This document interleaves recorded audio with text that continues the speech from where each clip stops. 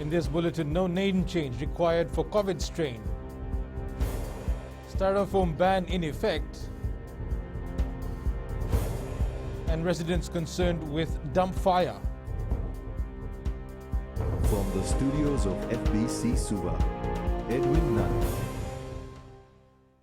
Bulletin, Fiji. Laboratory research has detected higher viral loads with the Delta variant of COVID-19 amongst other factors. However, the World Organization is still trying to ascertain why the Delta variant is more transmissible. WHO technical lead in COVID-19, Dr. Maria Vankakove, says although the Delta variant has increased hospitalization rate, the virus does not require a change in the strain identification. And so the name COVID-19 reflects the disease itself. And so we haven't discussed changing that because the disease itself is the same.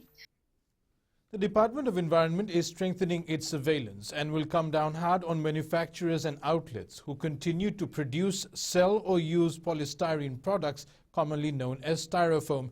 Permanent Secretary for Environment Joshua Wycliffe says the ban on the use of styrofoam came into effect on August 1st, and the department is optimistic that retailers and restaurants will comply.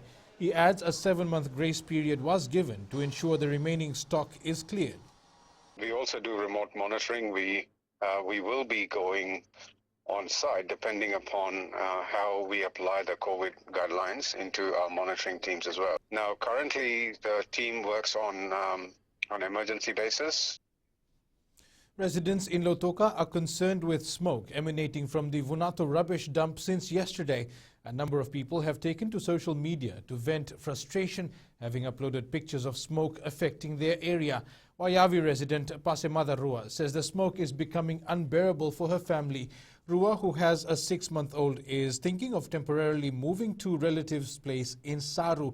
Lovo resident Bhan Singh says thick smoke has covered the whole area since this morning, making it hard for them to breathe. Singh adds it's a health hazard as residents are breathing in toxic smoke. The Lautoka City Council is expected to respond on the matter soon. The local government ministry is concerned after a fire completely destroyed 6 shops in the Mba Central Arcade building. Out of the 8 shops in the arcade, 6 had tenants and were occupied. A total of 8 vendors were also housed at the SME market at the arcade.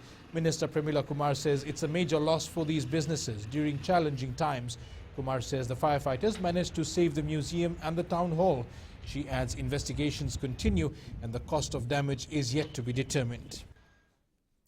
The national budget has opportunities for the Fiji National University to play a crucial role in the post-pandemic economic recovery. Vice-Chancellor Professor Toby Wilkinson says this is a real vote of confidence in the FNU and they will work hard to repay the trust of the government. Wilkinson says the $1 million allocation through the Reskilling Fund will enable FNU to help those who've lost their jobs due to the pandemic.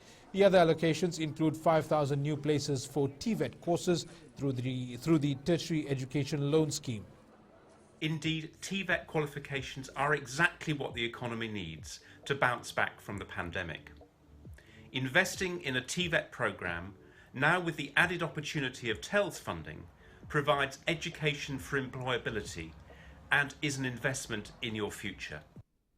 FNU has been allocated $44 million in the new financial year.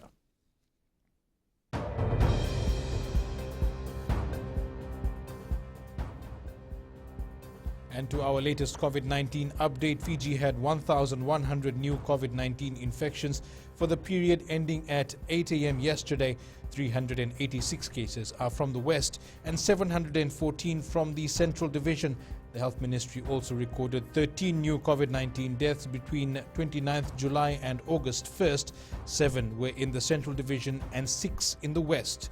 Fiji has recorded 31,443 cases since April this year. There are now 22,592 active cases in isolation with 8,531 recoveries. The COVID death toll stands at 254. The vaccination campaign also continues around the country. As of yesterday, 491,056 people, or 83.7% of the population, has received the first dose of the AstraZeneca vaccine.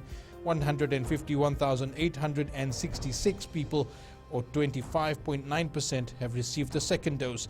The 5 most vaccinated areas include Mba, Rewa and Nanonga, which are now 100% first jabbed. Next are Nandi and Naitasiri. Rewa also tops the list of province with the most second doses administered.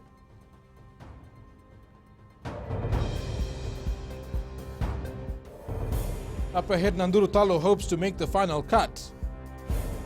And 4 transfer applications rejected. Stay with us.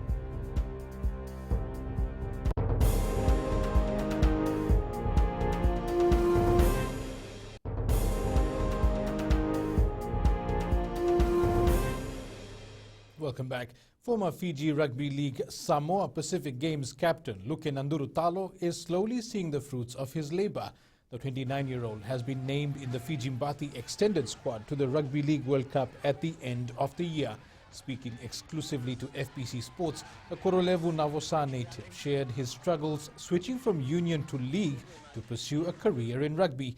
Playing club footy in the New South Wales Cup for the Penrith Panthers and also being contracted with the St. Mary's in the Ron Macy Cup was a stepping stone for Nandurutalo. I've traveled a bit, just playing sevens and that, but not as the same as, chasing your dream, like as in rugby league.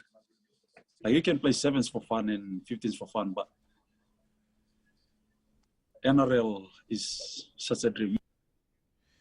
Tom Trbojevic had everyone at the edge of their seats as he scored his 3rd hat-trick to move Manly closer to the top 4 with a 40-22 win over Cronulla at the Suncorp Stadium last night. And the Cronulla Sharks is now in the top 8 after round 20 of the NRL.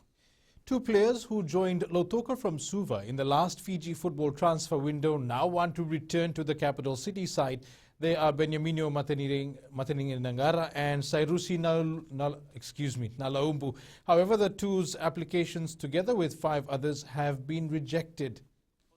Lautoka reps Mataningara, Nalaumbu and Dave Ndave Randingai applied to join Suva along with Mba striker Samuel Andrundu, Labasa goalkeeper Aquila Matesuva and Marlon Tahioa.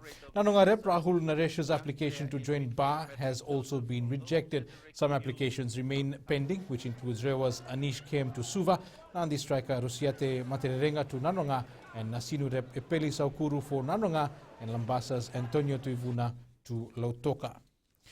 A sprinter from Belarus who refused her team's order to fly home early from the Olympics has been granted a humanitarian visa by Poland.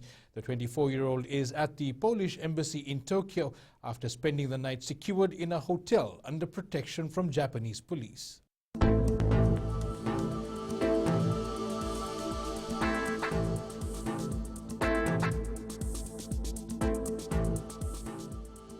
Mostly fine conditions are prevailing over most parts of the country. It will be another cool night. That's FBC News Now. Join me again for our 1-hour major bulletin at 7 p.m. And be sure to download the FBC app to access the latest in news, sports and live radio broadcasts from any of our 6 radio stations. Stay safe and good afternoon.